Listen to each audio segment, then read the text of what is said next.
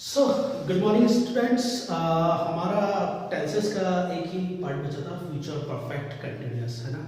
तो आज future perfect continuous हम फिनिश कर देते हैं। इसके बाद हम पढ़ेंगे कंडीशंस, देन मॉडल्स, और फिर मॉडल्स के बाद कुछ और चीज़ें, सब पोजीशंस हैं, है ना, और कुछ एडजेक्टिव्स हैं, और जो कंपेटिटिव एग्जाम्स के लिए बहुत ज़रूरी चीज़ें होती हैं वो करेंगे। फिर एक्टिव पैसिव वॉइस भी हम देखेंगे, है ना, और कुछ नरेशंस देखेंगे। और उसके बाद एक सीरीज होगी मेरी जिसमें सिर्फ टेस्ट होंगे, है ना। उसमें 15 to 20 टेस्ट होंगे, जो आपको जितनी भी ग्रामर का पार्ट होता है वो उसमें आप अगर उनको सॉल्व करते हैं तो आप कॉम्पिटिटिव एग्जाम्स का कोई भी एग्जाम्स देते हैं उसमें आपको काफ़ी सारी मदद मिलेगी। और उसके बाद फिर मैं स्पोकन पार्ट स्टार्ट करूँगा, है ना, जो आपको इंग्लिश में कैसे बोलना है, क्या करना है, कैसे उसकी तैयारी की जाती है, कैसे टॉपिक्स पे बोला जाता है, कैसे उसकी प्रिपरेशन की जाती है, उसके लिए वोकेबलरी, वो सारी चीज़ें मैं आपको दूंगा, वो प्रैक्टिस करेंगे, है ना। चलिए, तो हम फ्यूचर परफेक्ट कंटिन्यूअस टेंस पढ़ते हैं। देखिए, फ्यूचर परफेक्ट कंटिन्यूअस टेंस जब भी प्रेजेंट परफेक्ट, देखिए जब भी परफेक्ट कंटिन्यूअस की बात हो या प्रेजेंट परफेक्ट कंटिन्यूअस हो, फ्यूचर परफेक्ट कंटिन्यूअस हो, पास्ट परफेक्ट कंटिन्यूअस हो, तो जब भी कंटिन्यूअस की बात आएगी परफेक्ट के साथ, तो आप याद रखिएगा हैव बीन या हैड बीन या हैज बीन, ठीक है। प्रेजेंट में हम यूज करते हैं हैव बीन और हैज बीन, ठीक है, और पास्ट में हम यूज करते हैं हैड बीन, और फ्यूचर में हम यूज करेंगे विल हैव बीन। पर इसमें एक चीज आपको ध्यान रखना है, इसमें टाइम मेंशन करना बहुत जरूरी होता है ना। और जैसा मैंने आपको बताया था, टाइम हम दो प्रकार से बता सकते हैं, पीरियड ऑफ टाइम और पॉइंट ऑफ टाइम। तो इसमें जो पीरियड ऑफ टाइम है वो तो हम फॉर यूज करते आ रहे हैं सब में, है ना, इसमें भी फॉर यूज करेंगे, है ना।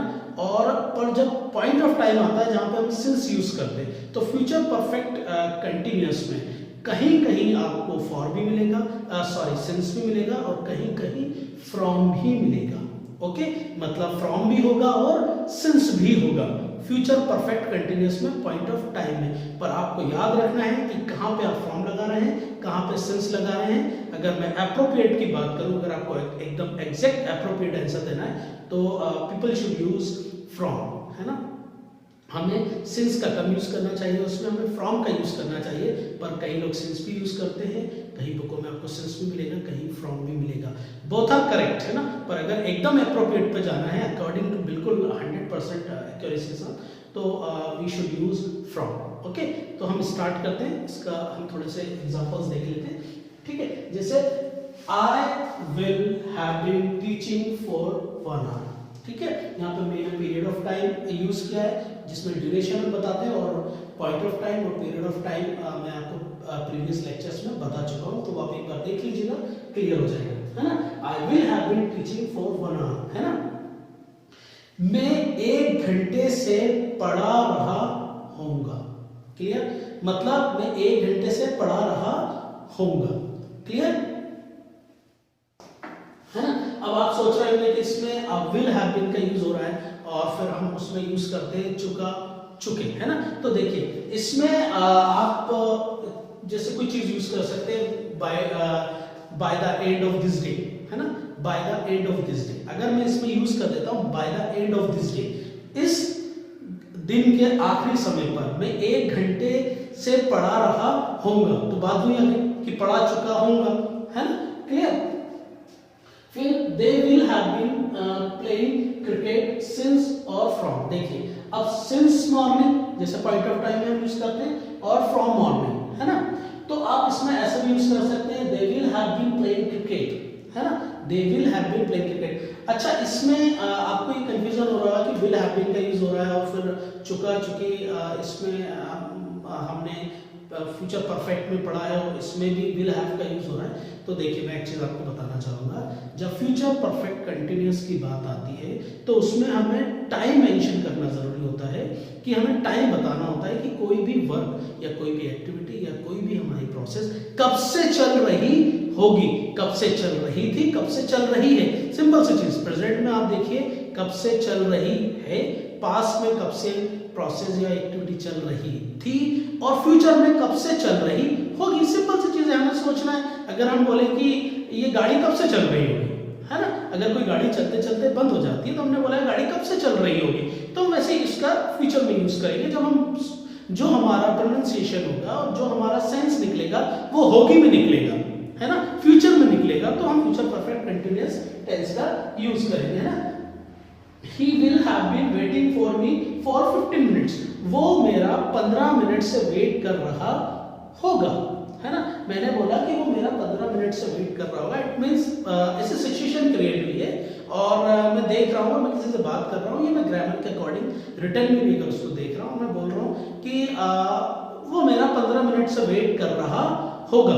15 से 20 भी हो सकता है, 25 भी हो सकता है, पर यहाँ से बाय माय एंड मैंने बोला है कि वो मेरा 15 मिनट से वेट कर रहा होगा। कहने का मतलब फ्यूचर में, है ना। मतलब कहने का मतलब बात होती है फ्यूचर की और उसको बोलते हैं हम प्रेजेंट में, है ना। और टाइम शो करते हैं फ्यूचर का। Clear.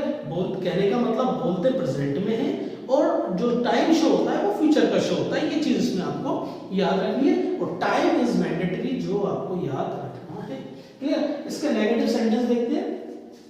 I won't have been teaching for 1 hour. मैं 1 घंटे से नहीं पढ़ा रहा होऊंगा। हो सकता है मैं 2 घंटे से पढ़ा रहा हूँ, हो सकता है मैं आधे घंटे से पढ़ा रहा हूँ, है ना।